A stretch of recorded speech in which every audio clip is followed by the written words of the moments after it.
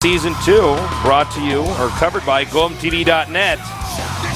Best place for esports action. In the bottom right, we have our player, a GSL finalist. He is Master LGIM Squirtle. And in the bottom left, I'd say the underdog in this entire group. Let's see what he can do. He is New challenger LGIM YongHwa. All right. So, who do you think is going to win this, and who do you want to win this? Probably the same, but I think a Squirtle was going to win, and I want him to win. I would like to see the rematch, not the rematch, excuse me. I'd like to see a Squirtle versus Parting match here. That's what I want, right? I want to see that, absolutely. You see, actually, YongHwa won last time they played. I actually think YongHwa is going to win because he screwed up against Parting, but Squirtle's a teammate. I'm sure they've become a lot closer. He should be more comfortable with Squirtle's overall style.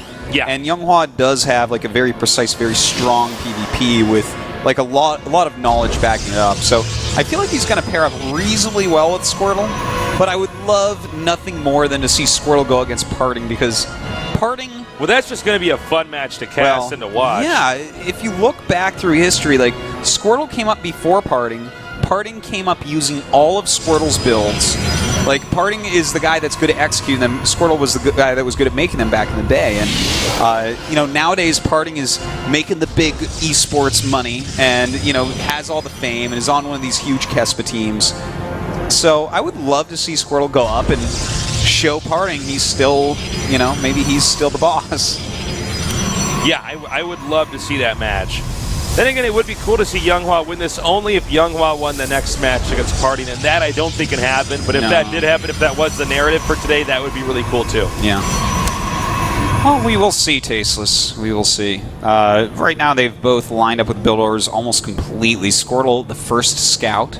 Both of them very late on that, of course. By the way, we have the best observers in the business here at GoMTV.net, Heaven and Legend. So show them some love on Twitter. They do a very good job. And without them, cashing this game would basically be impossible for Artosis and me. So yeah, we really couldn't see it or anything. We couldn't see it, yeah. No. Well, or I'd be observing and I would just be missing everything and being crucified on the missing internet. everything and not able to listen to what I say because your brain can do one thing at once. Yeah, only one thing at once. That's part That's how of humans human. are. Yeah. So we have the probe coming down here now and peeking around into YongHwa's base. Mm-hmm. And they're actually like basically completely mirrored builds. I mean, YongHwa has a slightly quicker stalker, but the difference is that doesn't even matter, really.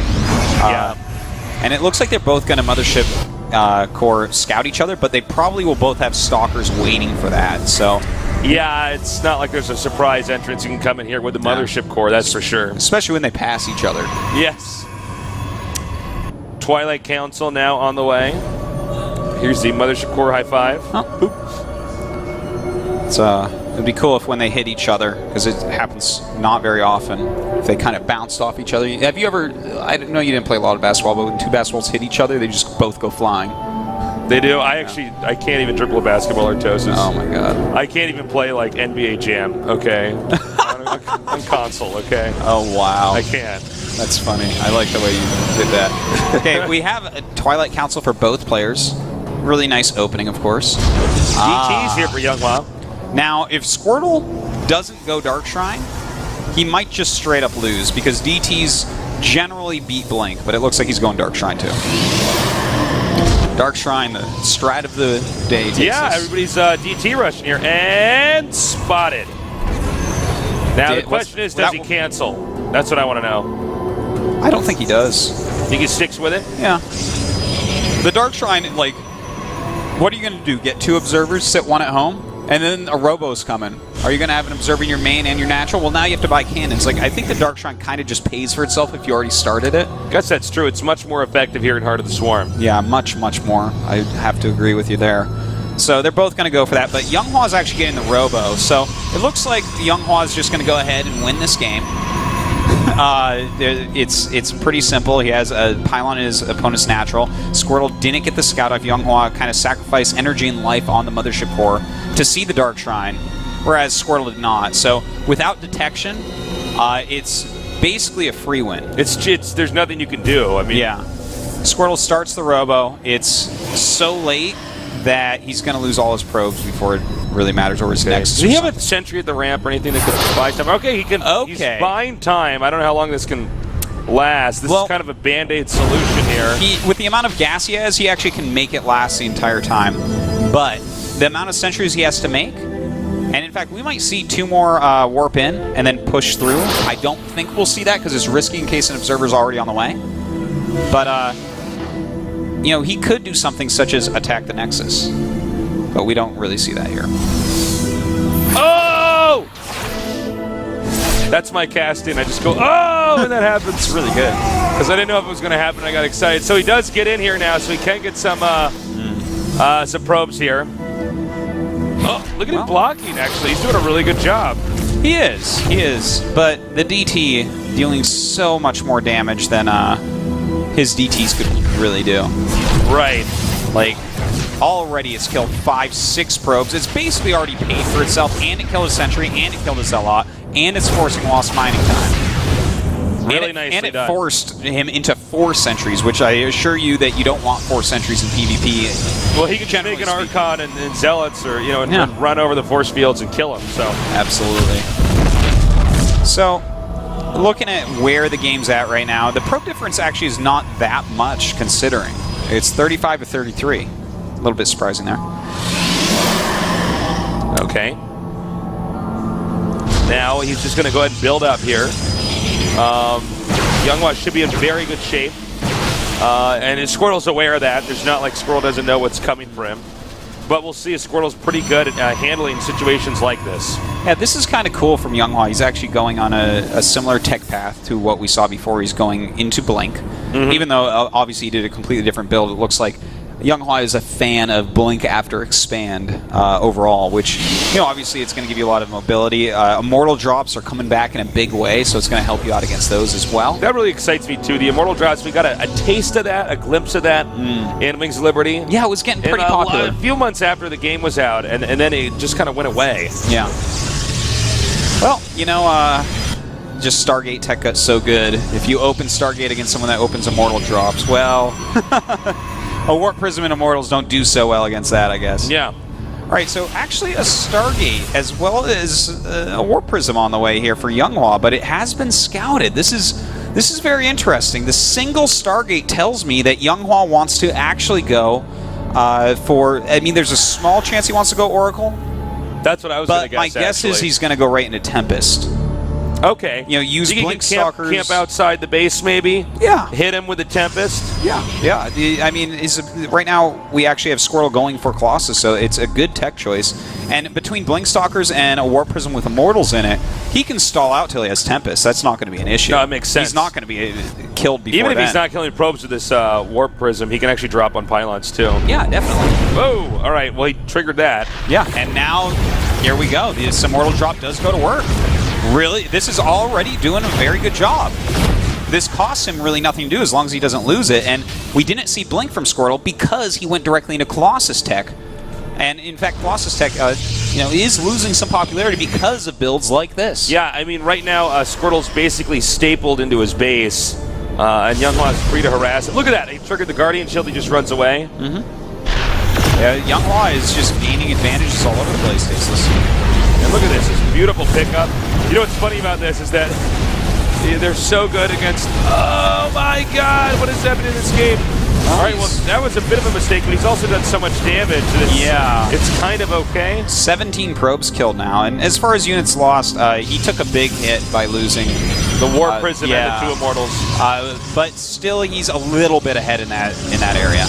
Looks like we might be having a 2-base counter here from Squirtle. He's getting more gates, not opting to expand. I don't blame him for that because it looks like YongHwa basically has map control. Look at the mini-map, all the red blips at the bottom left-hand side of our screen compared to the closed-off little blue area in the bottom right. I think you're right, Tasteless. With those extra gates and the fact that he already has Colossus, I think he realizes he's taking a lot of damage, and he should move over and deal some damage to YongHwa because there's no way he's going to have a quicker third. Yeah. So why just stay behind? I want him to go over there and put some pressure on with his charge and Colossus tech. Well, I guess we said that, but now it looks like he's going to expand again. This is where, you know, it might be a fake, though. He might be thinking there's an observer over there. Could be. And look at the mini-map, in fact. YongHwa has such great spread right now of scouting material. I mean, yeah, it's looking very nice. So you know, for the time being, okay, he is going to expand again. I find that to be a little bit weird, but let's see what happens. Yeah, well, you know what? This is fine as well, because while I don't mind watching someone try to hit a Colossus time when your opponent doesn't have Colossus, he's got to be careful about that too, because this is a more scrappy and versatile army that YongHwa has. Yeah. But if they both hit maxed armies, I'm still not exactly sure how this army is going to actually stack up. The thing is, Squirtle's going to have to change his tech. He can't just go Colossus against Tempest. Yeah, that's very true. Okay, now he knows that YongHwa knows that Squirtle's out on the map. We're going to have a little drop over here into the main, and it looks like another drop actually there from Squirtle over there, headed down to the bottom left. And, well, you know, with 3 mining bases, YongHwa, I feel like he's in such nice shape here, Tasteless. All right, nice cannon placement there, too, so that harass didn't really do anything. Killed like 1 probe or so, but... Yeah. Still... A little recall back over, and this worked out perfectly for Squirtle. Yeah. Completely opposition. He's going to get the Nexus over here. I'm actually a bit surprised that he actually countered over to that area. Look at this. Wow, wow, that was a really good play by both players. Well, not actually as much by YongHwa. Not by YongHwa. He's actually really behind. I like that he realized he had 2 recalls and decided to try to help both areas. Thing is, he recalled before he saw the attack on his 3rd, but now Squirtle has turned this into an advantage. This is sort of how YongHwa lost to Party. You remember?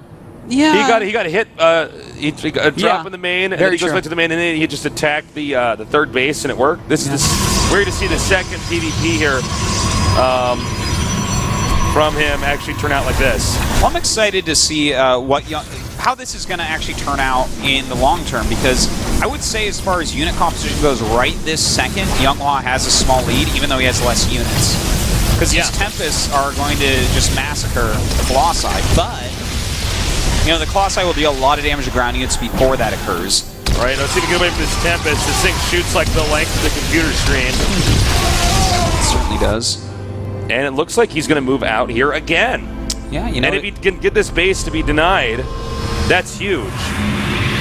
Luckily for YongHwa, he does have that pylon watching. Yep. You know, as long as you have the mothership core, you're pretty safe to be on the map doing this. As long as you just pay attention that it doesn't get feedbacked or picked off. We got a drop over here now where the cannon is. He's probably going to warp in some more zealots on top of that. Really nice moves here by YongHwa. I really like the 3 DT warp. Oh, he needs to get out. Yeah. Oh, wow, he actually did get out. Okay. Yeah, that warp. That was totally worth it. Yeah, that was great. It makes him lose mining time, too. Yeah, he outpositioned him there. All right, so YongHwa... Is his Archon stuck? Oh, no, okay. It was just bunched up there. I thought somehow you trapped that in there for It's like one of those hedge mazes. It just takes a minute to get through it. So he's going to move out now. Headed to the upper right here. That's a lot of Zealots. That is. That's a lot of supply that's not going to be his main army if we see a fight, but that's definitely also a dead 3rd if he doesn't warp back, so...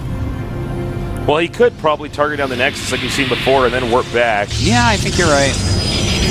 Well, we'll see if he ends up doing that, because right now Squirtle is trying to get into position. I think he's pretty aware of what's happening. No, I guess he's not, actually. But he should be now. There you go. That 1 hit does set him off. Okay, so he's now over here to defend his 3rd base. We still have a big army here for our Red Protoss, YongHwa. I'm interested, you know, he seems to be moving back. Is he privy to the fact there's that little army in the upper left-hand corner of the map? Definitely not. He has no idea about that right now. And Squirtle, I think, is actually just waiting for a battle to send those in. He wants them to 100%, no matter what, deal a lot of damage. Well, it looks like since Squirtle's not being attacked, he's going to expand again. Well, this... but now YongHwa expands as well. Yeah. I think they both realize at the same time that this has gotten to the point in PvP where attacking each other becomes unbelievably hard. Like, whoever's on the defense is going to have a better concave, and they're warping points immediately there, because they'll basically be standing on top of them. And it gets really gross to attack each other. So then you start both expanding a lot, trying to force the other guy to attack you. You start harassing a lot, trying to force the other guy to take some damage. Right, we're about to have this engagement right now. Now you got to remember that the Red Army here for YongHwa, it's got that range because of the Tempest, so they always get a few shots fired. But see, that was exactly what Squirtle wanted, because now he sends this army over here to attack the expansion. Very powerful attack indeed, and in fact, he's warping in the main base as well. Smart moves with DTs being warped in. He needs to target down this Nexus like now. Yeah, I don't think that's going to end up working, but here we go. The attack is going to commence. Right now, these Tempests not targeting what they need to. There we go. They're being shift-clicked now on those Colossi, and so quickly they're falling. All right, but we still have a lot of Archons and Stalkers here for Squirtle, but it looks like none of the Archons are going to be left here to get underneath the Tempest. Still, though, Squirtle now pushing forward, able to hit these Tempests if he targets him down. DT's coming in here to try to defend, and it looks like Squirtle is going to have to run for it. Yeah, nice defense there by YongHwa, and in fact, he does take a pretty solid supply lead. He's up by about 15 or 20 right now. So that is an issue for Squirtle, but Squirtle actually has a lot of money banked up, so he's just going to have to get his macro going. Yeah, it's been a little bit of a hiccup there for him. Actually, the supplies are very even, 98 to 101. So they both took some pretty heavy blows there, but this game is kind of normalized now. Yeah. You know, for what they have for units, though, you definitely have to give the lead to YongHwa. You know, he still has his Immortals, and he has one more Archon as well as those Tempest still. So he's going to be fighting against mostly Charge Lot Blinkstalker. All right, now we have the Archons coming up here, and I don't actually know if this is going to be very favorable here for YongHwa. Remember, those Tempests, it takes a long time to make them. Yeah, we have a Mothership Core here, right? Am I missing something? Yeah, you're very right. I'm surprised he actually decided to attack I don't know why. I feel like he just got impatient here. You know, the thing about these specialty units, such as the Immortals this late in the game. GG. Well, that was a weird ending there. That was a very strange ending because they were pretty even. And then one guy's like, I don't know, and just ran in there. I think he thought he was a little bit further behind because of all that harassment from the Zealots, but he actually had within 5 probes of Squirtle, so a bit of a mistake there. But, you know, the thing about specialty units, like especially the Tempest, they need a lot of support units with them. YongHwa not looking very happy here as once again he's been eliminated early on in a big tournament despite being a very talented and skilled player. Yeah. Well, this has to be frustrating. He's been amongst the top Protosses in the world for like about over 2 years. Over 2 years, I would say. And he just can't seem to do it. I mean, at a moment like that, even the strongest of us Tasteless will question what the hell are we doing? Yeah, well, what do I not have that everyone else seems to have? Well, this is going to be interesting because now we have a rematch between the two former teammates, Squirtle and Parting. Squirtle, the guy that came up with the build orders that Parting used to become the world champion last year. Yeah. That's going to be a really fun match. Yeah, I can't wait. Yeah, you know, the thing is, definitely the Padawan has passed the teacher. Well, that's Jedi. I think the third metaphor you bungled today. The Padawan has passed the Jedi Master. The Jedi Master, I guess you could say. Well, we're going to go to that PvP in just a little bit here after the short break, so don't go anywhere.